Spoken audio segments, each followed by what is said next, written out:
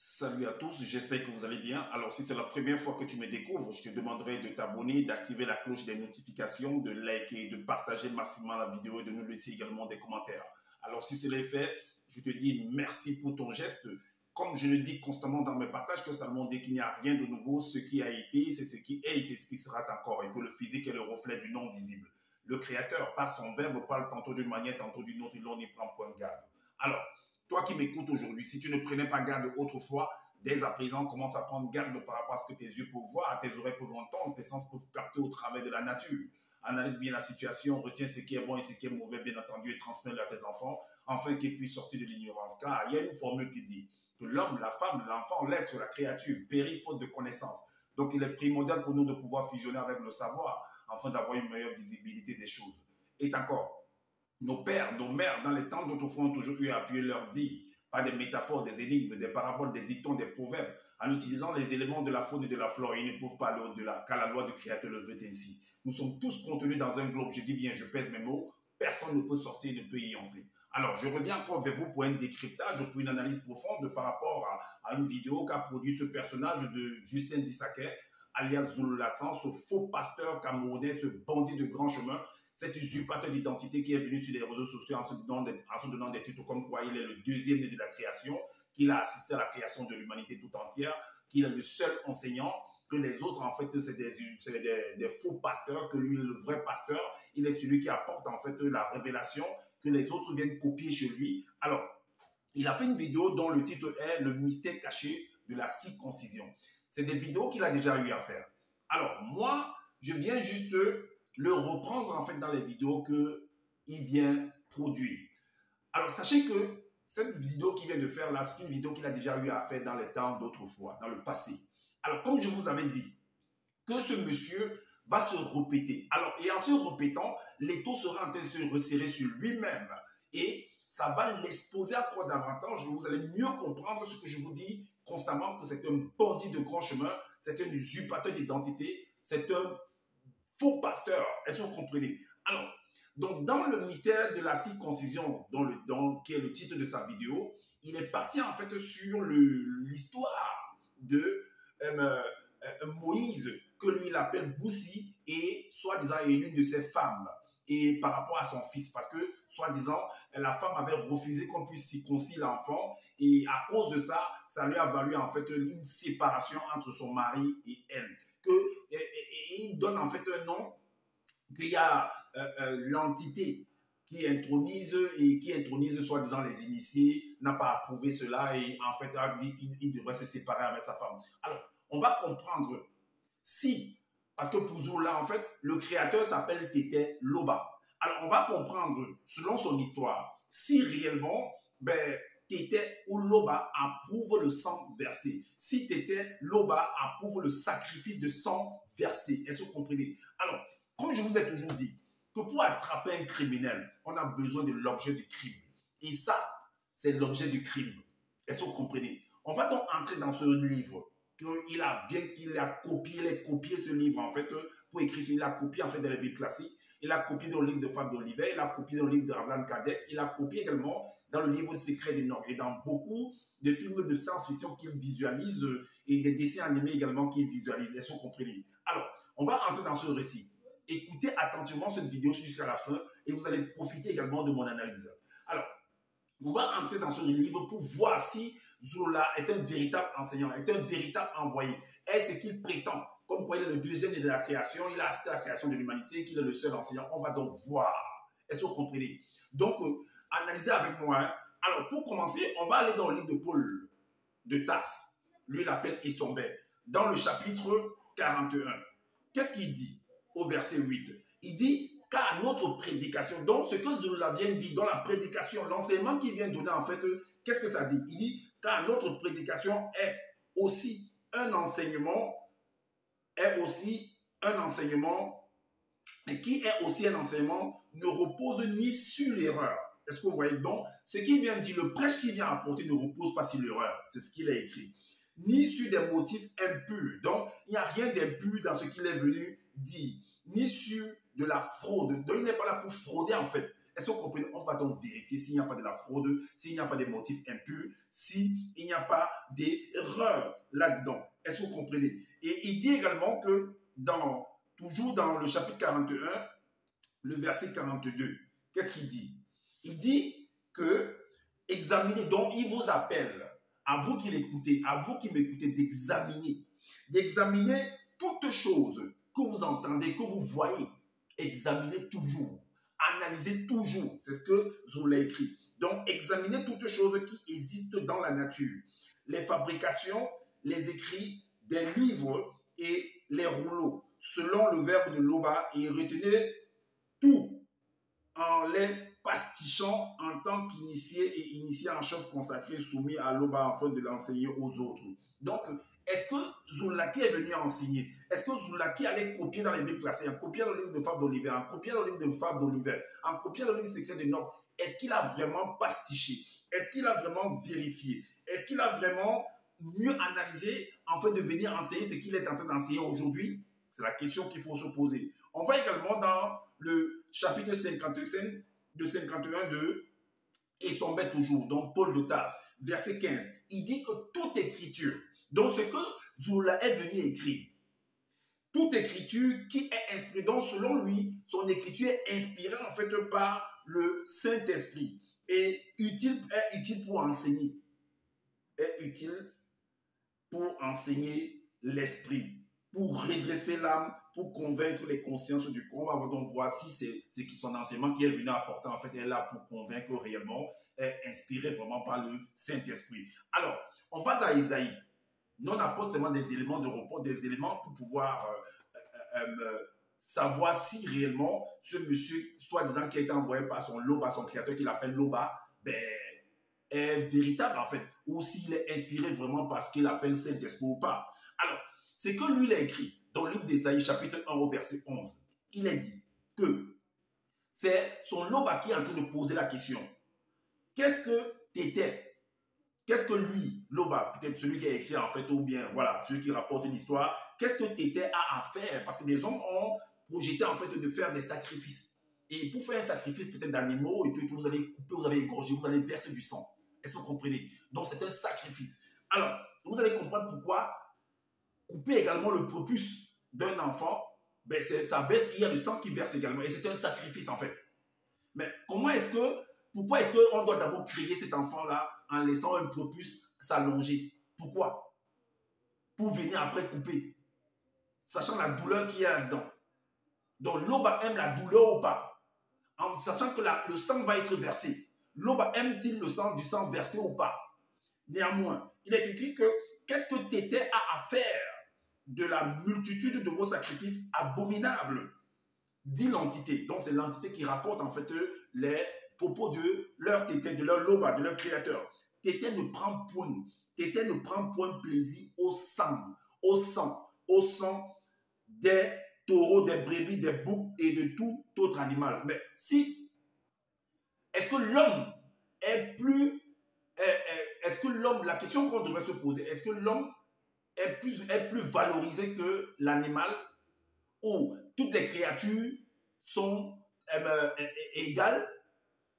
C'est la question qu'il faut se poser.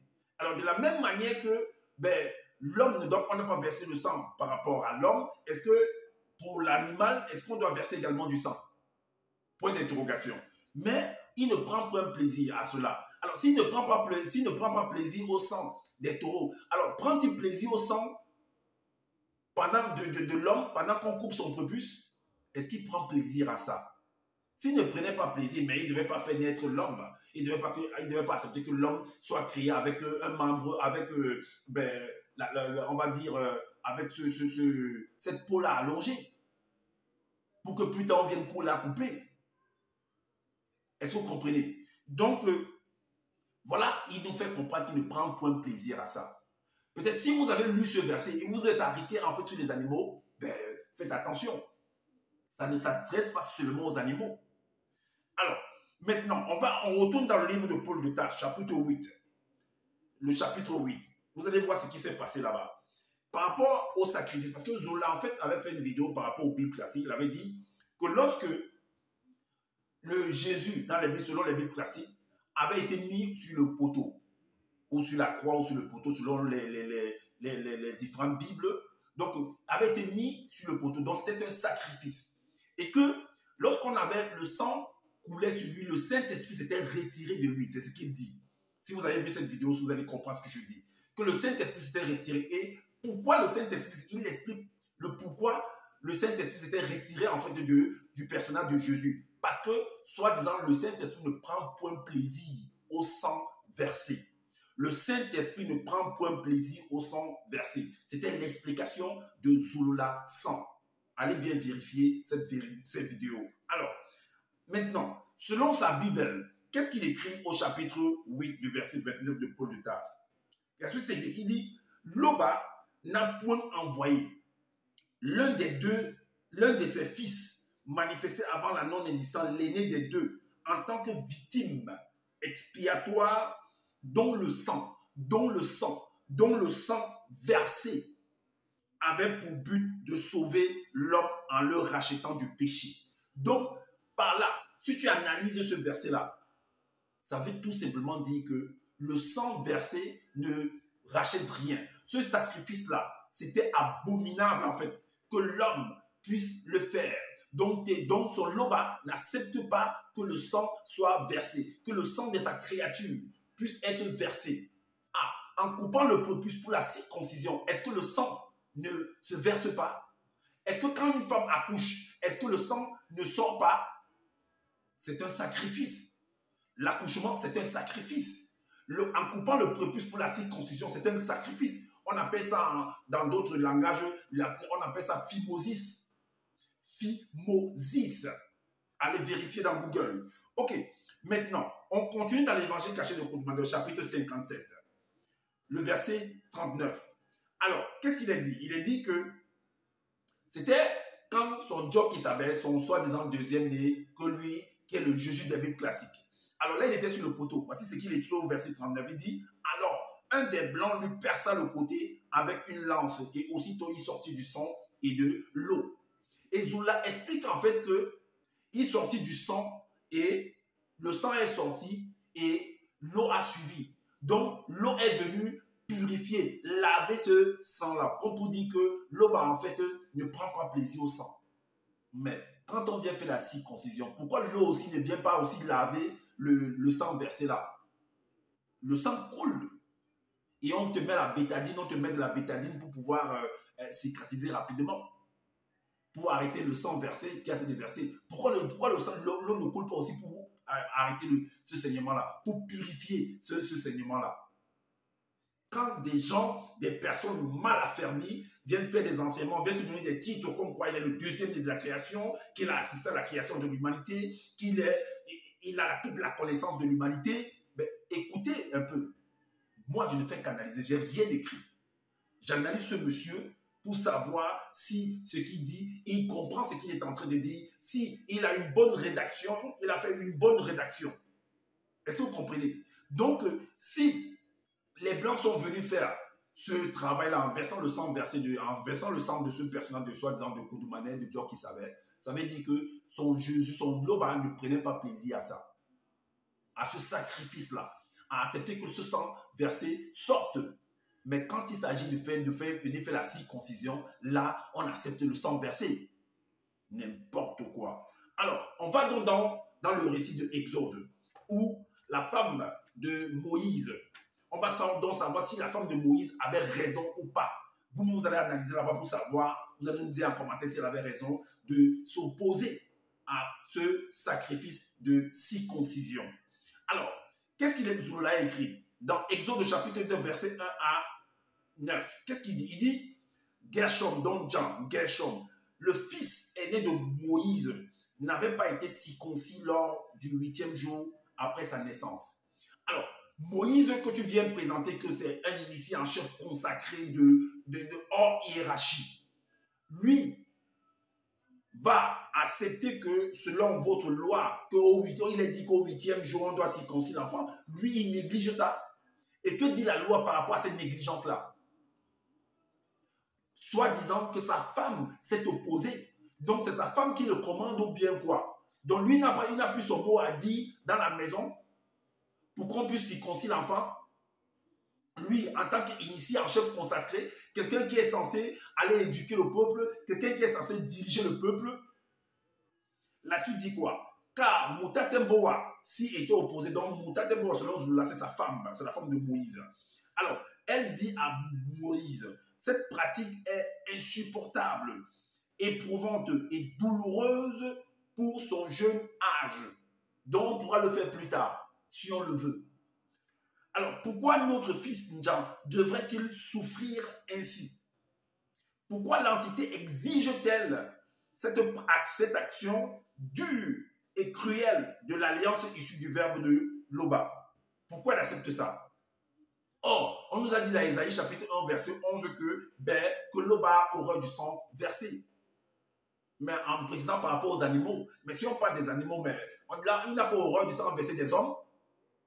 Ah, pour les hommes, le sang doit être versé. Mais pour les animaux, le sang ne doit pas être versé. Vous allez peut-être venir me dire que non, c'est par rapport au sacrifice. Même la circoncision, c'est un sacrifice. Allez voir la définition de sacrifice. Allez voir, c'est un échange, c'est une perte d'une chose contre autre chose. C'est ça le sacrifice. Allez regarder la définition. J'ai dit toujours que pour connaître la véritable définition d'un mot, il faut voir l'action de ce mot-là. Est-ce que vous comprenez? Alors, pourquoi, donc, la femme est en train de raisonner son homme, que pourquoi est-ce que cette entité-là va venir dire des choses comme ça? Donc, en disant que pourquoi l'entité vient, donc, c'est en disant que pourquoi l'homme, en fait, vient dire des choses comme ça. Pourquoi? Alors, la suite dit quoi? Alors, à l'instant même, arriva l'entité des châtiments en charge du domaine de la nature qui se tint devant Moïse. Mutatembo eut peur. Elle prit une lame tranchante, coupa le prépuce de son fils Nja, le jeta à ses pieds et dit, certes, tu mets aussi un époux de sang. Donc, elle a eu peur, en fait, dont elle est venue faire ça par contrainte, en fait. Elle n'a pas fait ça, en fait, de cœur. Elle n'a pas fait ça parce qu'elle voulait. Alors, cette entité, soi-disant, va s'en prendre, en fait, à Moïse, à la femme. Va demander, en fait, qu'il y ait un divorce entre Moïse et la femme. Mais quelle était la responsabilité? On va dire, dans un tribunal, il y a deux personnes, il y a deux parties. Est-ce que vous comprenez? Alors, le jugement qui doit être fait doit être équitable. Alors, Moïse, lui, quelle était sa responsabilité face à cette situation-là? Lui, en tant que chef de famille, lui, en tant qu'initié en chef consacré hors hiérarchie selon Zulula, lui qui parle avec les entités, qui parle avec Loba, quelle était sa part de responsabilité? Alors, et l'entité des châtiments en charge du domaine de la nature parla à l'esprit de Moïse en ces mots. Mutatemboa et toi n'êtes point liés spirituellement. Alors, car celle-ci voulut te faire négliger la loi de l'alliance issue du verbe de Téter en te disant de ne point tenir compte de la circoncision. Mais toi, en acceptant cela, en restant calme, en restant muet face à cette situation-là, mais toi-même tu as négligé en fait. Et il est dit dans le livre, je crois, des Proverbes ou dans le livre, je crois, dans le livre d'Ecclésiaste, si je ne me trompe pas, que maudit soit l'homme qui fait négligemment l'œuvre de Dieu. Maudit soit cet homme-là. Donc, Moïse, toi-même, tu es maudit. Tu es maudit selon vos paroles, selon vos récits. Et car celle-ci voulut te faire négliger, voilà, ainsi, pour nous, pour vous et pour eux, regardez, pour eux, pour nous, elle n'est point ta femme, n'importe quoi. Du n'importe quoi. Donc, vous allez voir que, pour conclure, même soi-disant ce premier-né qu'il appelle que le premier-né de la création et tout, ben, que lui aussi, il a eu la circoncision. Dans l'évangile caché du Koudoumané, chapitre 17 au verset 1, il est dit, le 8 jours après la naissance miraculeuse de l'enfant dans le mystérieux village de Bethléem, qui est dans le territoire de Soma et Youmé, l'amenant afin de le faire circoncire, selon le rite des ancêtres, dans le grand et proche village réputé pour le rituel de la circoncision ancestrale. Donc, on a coupé le prépuce de ce personnage de Jésus que lui l'appelle Job qui savait, le sang a coulé. Donc, Loba Tété a pris plaisir à voir le sang couler de son fils soi-disant premier-né de la création. Voilà leur récit. C'est ce que moi j'avais à vous proposer afin que vous puissiez voir. Alors, vous pouvez analyser pour comprendre si réellement ce personnage de Zulu Lassan est crédible ou pas. si son loba, son tété, ces entités, ces soi-disant prophètes qu'il appelle les Moïse, les initiés en chef consacrés, tout ça et tout, s'ils sont vraiment crédibles en fait. Moi, je ne fais qu'analyser. Moi, je n'ai rien écrit. Donc, ne venez pas mettre des organes sur moi, ne venez pas me fusiller en fait. Moi, je ne fais qu'analyser les propos de ce personnage, c'est sa rédaction qu'il a eu à faire. Est-ce que vous comprenez? Donc, comme je le dis toujours à la fin de mes partages, que je n'ai pas la science infuse. Si vous trouvez qu'il y a des manquements par rapport à ce que je viens de dire, dites-nous en commentaire, sinon faites des vidéos pour pouvoir éclairer les uns et les autres également. Abonnez-vous à ma chaîne massivement et partagez, likez cette vidéo afin de faire connaître l'imposture de ce personnage de Zoulasan qui est venu sur les réseaux sociaux en se donnant des titres comme quoi il est le deuxième de la création, qu'il a assisté à la création de l'humanité toute entière, qu'il est le seul enseignant, un bandit de grand chemin, usurpateur d'identité, un faux pasteur, un faux prophète, un bandit qui est là, ses clients sont en France là-bas, ils les estorquent de l'argent et ils sont là, ils ne veulent pas se réveiller. Et également, prenez soin de votre famille, prenez soin de votre santé, car c'est important pour le combat futur. Et je vous dis à bientôt pour une prochaine vidéo. Ciao!